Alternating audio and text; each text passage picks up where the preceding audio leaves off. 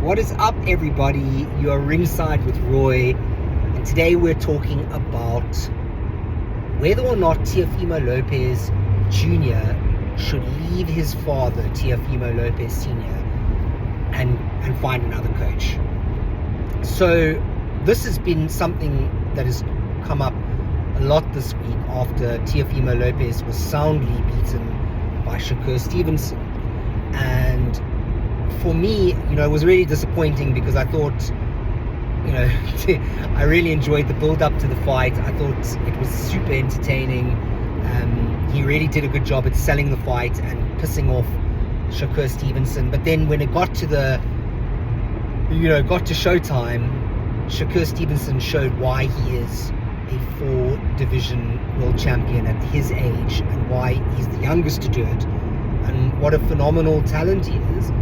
He made Teofimo Lopez look ordinary and really frustrated him. And what really stood out to me was the fact that when I was watching the fight, I was expecting some sort of transition or some sort of pivot from Teofimo Lopez, at least when he got to round 5, round 6, and he was having no success.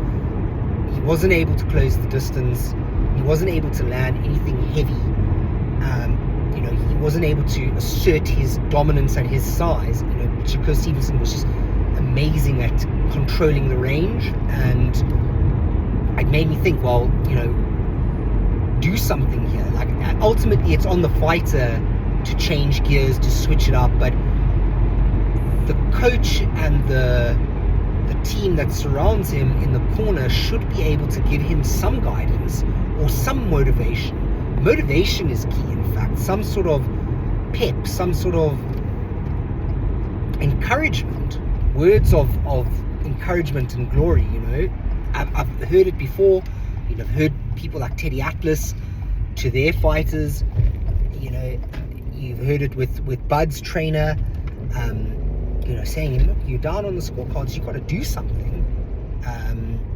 Joe Gerson, we've seen these famous speeches, and you would think, as a father and son, that would be something even more so. You'd be like, you want to, it's your son, your blood in the ring. And it made me think a lot about father-son relationships as coach and trainer.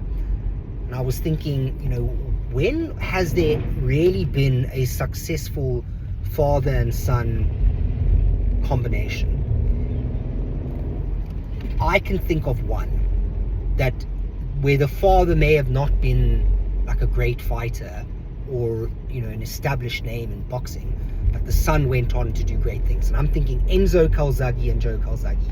That is a prime example where the father knew his son and he knew the sport. Now, Teofimo Lopez Sr. may know his son, or he may know the sport, but he wasn't able to tie those two together and get the best out of him. And that's why I think it is imperative for Teofimo Lopez to leave his dad. He can still be part of the team, but as a main coach, it's time. I know he took him to the amateurs, but amateurs are different to professionals. We all know that, and I'm not going to get into the whys.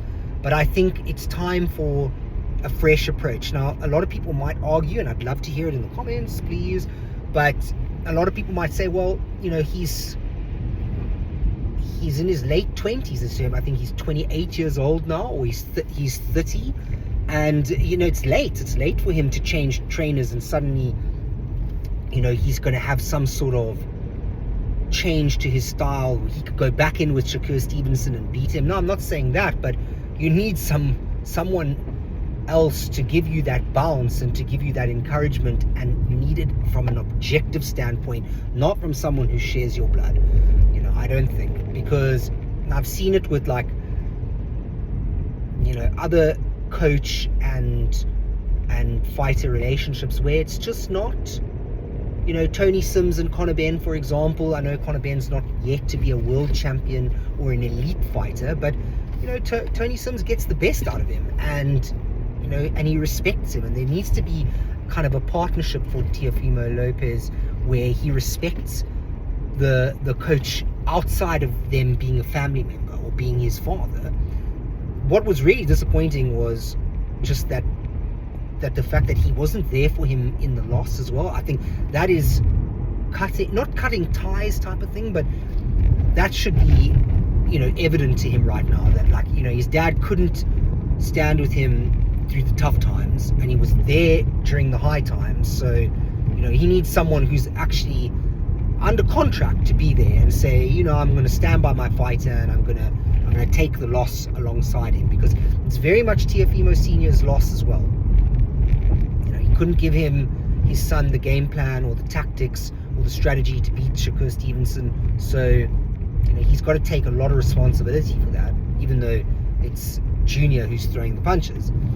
But I struggle to think of other examples of father-son relationships. I mean, there's obviously Bill Haney and Devin Haney. I know Timothy Bradley had his father in his team. I know Julio Cesar Chavez Jr. had his father in his team, but they weren't necessarily direct coaches.